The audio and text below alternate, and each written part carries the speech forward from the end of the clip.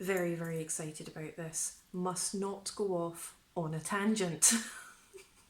Keep it relevant to the track.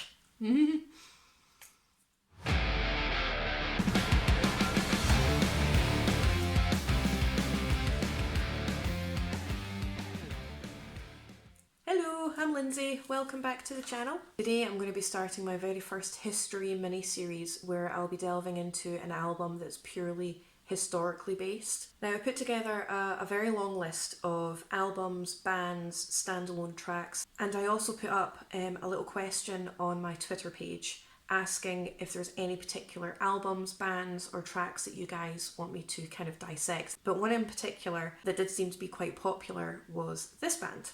This band are called 1914 and the album is called Where Fear and Weapons Meet. Based on the name of the band alone, 1914, they are a World War I themed band, so it's this album that I'm going to be delving into today.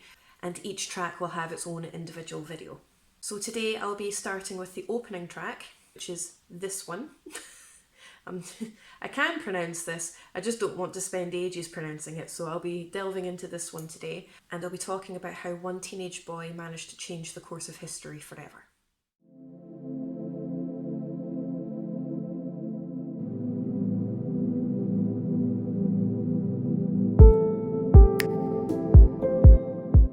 So this track here, this one here, is from the point of view of Gavrilo Princip, a young Bosnian Serbian teenager who was responsible for the assassination of Franz Ferdinand in 1914, which triggered the events for World War I. He's quite possibly known as probably one of the most successful assassins in history, considering his actions alone sparked the domino effect that became World War I, which resulted in millions upon millions of deaths. I think it's important to go into the backstory of Princip a little bit just to kind of explain how he became so radicalised, which led him to assassinate Franz Ferdinand in 1914. I also think it's important to kind of take it back a little bit more in history with regards to the difference between Bosnia and Serbia and the divisions there. That sense of nationalism that Princip had was very much tied into this situation.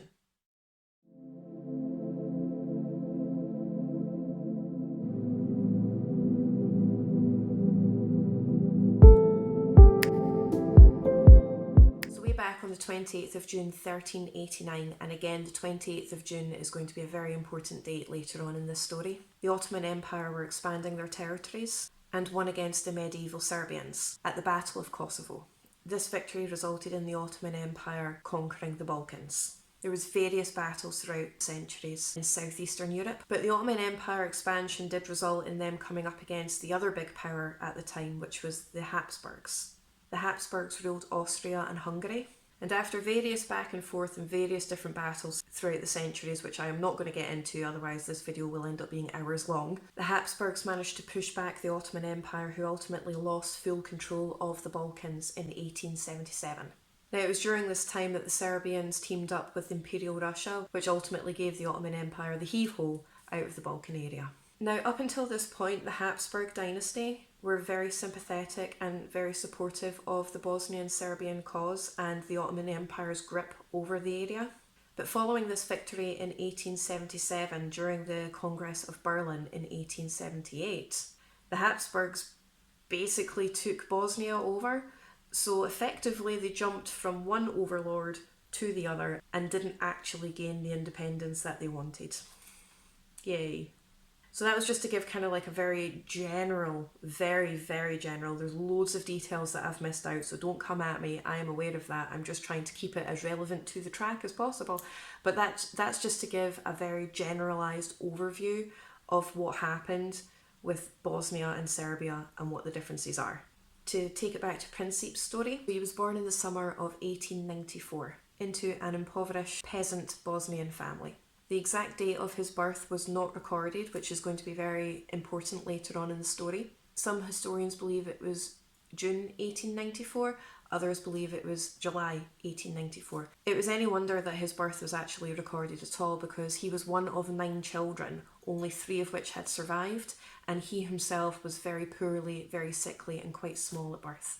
He wasn't expected to survive, but not only that, his family lived in such a remote area that it was any wonder that any births there were recorded at all. He was a very smart kid and he excelled greatly at school, which was very unheard of at the time because the area that he was from had a very, very high illiteracy rate.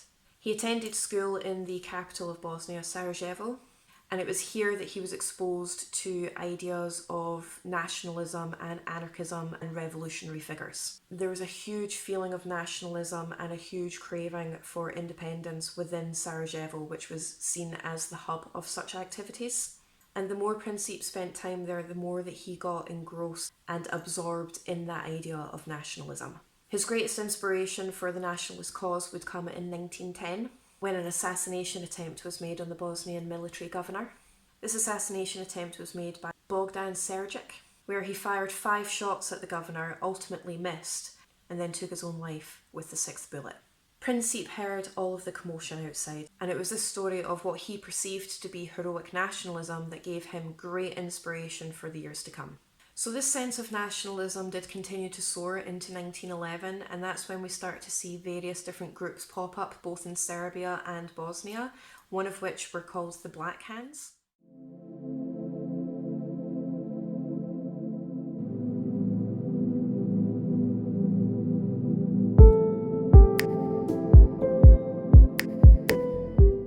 Now, the Black Hands were based in main Serbia, and they were one of many nationalist groups that were purely focused on freeing Bosnia from the Austro-Hungarian Empire's rule in order for them to join Serbia and create a southern Slavic state. Now, the following year in 1912, the First Balkan War erupted, and Princip deeply wanted to join this cause, so he made the journey on foot to Serbia, which was over 250 kilometres away, in order to join the military cause. Unfortunately for him, he was rejected because of his small stature and his sickly health. It was round about this time that he was picked up by the Black Hands. Over the following couple of years, he was trained by the Black Hands in terrorism. He ended up getting kicked out of school because he kept threatening his other classmates who were not as nationalist as he was. So by the time he was kicked out of school, he was fully immersed in the world of nationalism and anarchism.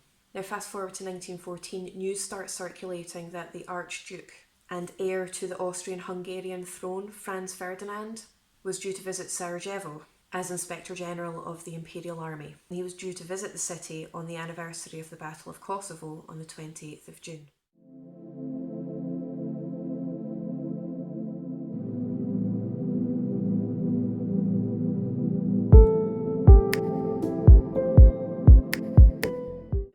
It was the Battle of Kosovo on the 28th of June that resulted in the area being taken over by an empire, and from that point onwards they did not have their independence. So you can imagine that a lot of the Bosnian Serbs would not be too happy to hear that the heir of said empire that they would view as a figurehead and a direct representation of said empire would be visiting their city. So they weren't too happy about that.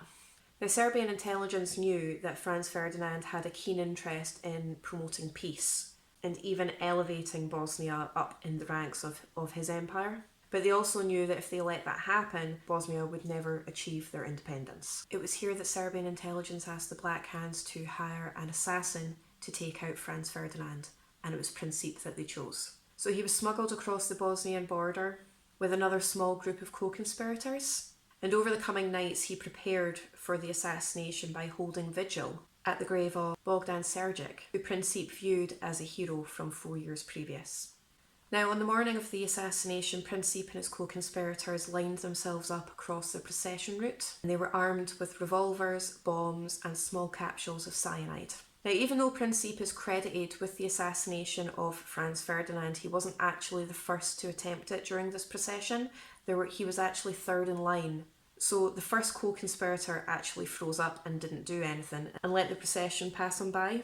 And the second attempt can only be described as something that you would see from like a Benny Hill episode or Fawlty Towers. It was that much of a disaster. So the second co-conspirator threw a bomb at Franz Ferdinand's car, but the driver saw it. He sped up, so the bomb actually rolled underneath the car that was coming after them and blew up underneath. The second co-conspirator then attempted to run into the procession to cause absolute mayhem, I would imagine, took the cyanide capsule, which was too weak to actually do anything apart from scald his throat, and then he threw himself over the bridge in an attempt to drown himself, but he ended up face planting the bank instead.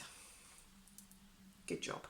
Now, instead of leaving the area, Ferdinand was adamant that he wanted to see the wounded, and it wasn't until he saw the second co-conspirator being arrested from the riverbank that he had so eloquently face planted. He said the famous quote, "That fellow is clearly insane, let us proceed." Now, Principe, who was only a short distance away in the procession route, heard all of the commotion, so he assumed that the assassination had been a success. He'd heard the bomb explode, he heard all the screams, the procession had stopped, so he rushed towards the scene of the commotion, only to find that Ferdinand was in his car and drove right past him. So I can only imagine how Principe felt. I bet it was a bit of an oh no kind of moment. Now, following a short break in the procession, Ferdinand was absolutely adamant that he wanted to attend to the wounded and proceed with the procession. Officials tried to talk him out of it for safety reasons, but in the end they relented and they agreed that he could continue the procession on the basis that the route was changed just in case there were other co-conspirators or other assassins along that route. However, for some bizarre reason, nobody decided to tell the driver that the route had been changed. Yeah. So they set off, and they set off in the same route that was always planned, that had all the assassins lined up waiting for him. Now, by this point, Principe had actually changed location because he was gutted, and he was absolutely convinced that the moment had been missed. And it wasn't until he was standing on a street corner contemplating what his next moves would be that he saw the procession coming towards him. Now, there is absolutely no way he would have been able to have his chance if it wasn't for somebody shouting to the driver, "You're going the wrong way." At that point, the procession and Franz Ferdinand's car had stopped right in front of Principe. Now, he tried to get the bomb out of his jacket, but it got caught on the inner lining of his jacket, so the only thing he thought to do was to take his revolver out, and he pointed it at Ferdinand and fired 2 shots. The first shot went through Ferdinand's throat, severing a major artery, and the second shot killed his wife, Sophie, Duchess von Hohenberg. Now, at this point, the crowd completely descended on Principe because they saw him and they saw what he did, and the car sped off. They descended upon Principe. He tried to take his own life with his revolver, but that was kicked away. He tried to take the cyanide capsule, but that was also kicked away. And if it wasn't for the police officer that came along and arrested him at that time, the crowd probably would have killed him. Now, the Austro-Hungarian Empire had decided that Serbia had ordered the assassination and subsequently declared war and invaded, and it was this that would cause a domino effect which would result in World War I and the deaths of millions upon millions of people.